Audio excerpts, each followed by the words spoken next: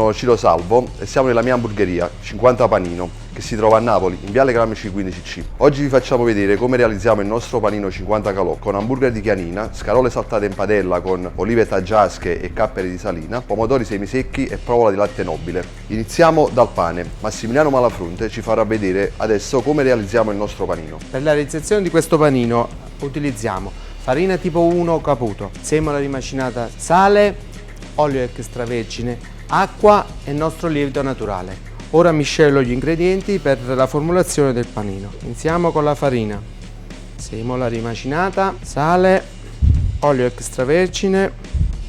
Mettiamo circa il 10% di lievito naturale nel nostro impasto.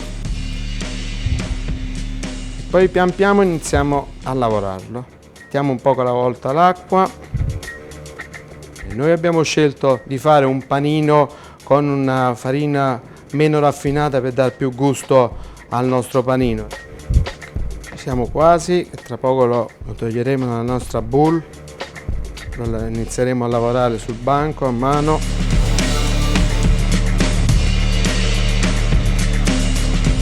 L'impasto risulta inizialmente un po' più morbido, però man mano che inizia a lavorare si assorbirà tutta l'acqua in eccesso. È un impasto molto particolare perché le fibre tendono ad assorbire l'acqua, però pian piano. Bisogna comunque renderlo bello liscio, si vedrà proprio che l'impasto inizia a distendersi senza più strapparsi. Ecco qui, il nostro impasto è pronto, lo lasceremo nella bolla a lievitare finché vedremo che l'impasto sia raddoppiato. Questo è il nostro impasto, lievitato 12 ore ed è pronto per essere formato. Ogni pagnotta noi la pesiamo 150 grammi circa, per avere una pezzatura finale dopo la cottura di circa 130 grammi. Ora, dopo averlo porzionato, faremo il nostro panino per hamburger. Dopo la formatura subiranno un'altra lievitazione dalle 4 alle 6 ore, poi andranno in cottura ad una temperatura di 230-240 gradi per 16-17 minuti. Ora possiamo andare in forno. Dopo 16-17 minuti a 240 gradi i nostri panini saranno pronti per essere faccini.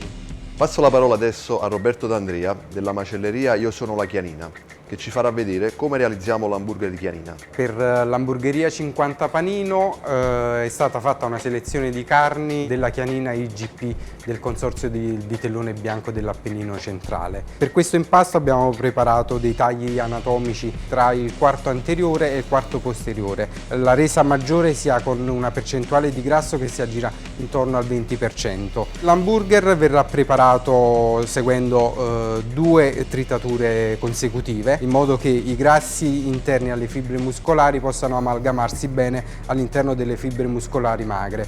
L'impasto viene lasciato riposato per 24 ore. Consigliamo sempre di preparare le polpette. Le polpette per la preparazione dell'hamburger sono di circa 180 grammi, che andranno poi pressate, e cercare di dargli una cavità al centro, perché in cottura l'hamburger tende a restringersi e a formare una cupoletta. Non dimentichiamo mai che la carne bovina è composta da circa il 70% di acqua. Con questo sistema in cottura avremo un hamburger uniforme e liscio. L'hamburger può essere salato sia prima della cottura che dopo la cottura, possibilmente mai durante l'impasto. L'hamburger verrà messo a questo punto sulla piastra ad una temperatura di circa 180-200 gradi. Non va mai schiacciato l'hamburger in cottura, perché in questo modo, anche se molto simpatico da vedersi, avremo un effetto dannoso per l'hamburger, perché favorirebbe la fuoriuscita dei liquidi all'interno del disco. A questo punto l'hamburger verrà girato sull'altro lato, in modo che avremo creato una crosta esterna alla carne, e questo permette di mantenere tutti i succhi all'interno del disco dell'hamburger, in modo che risulterà sempre tenero e gustoso.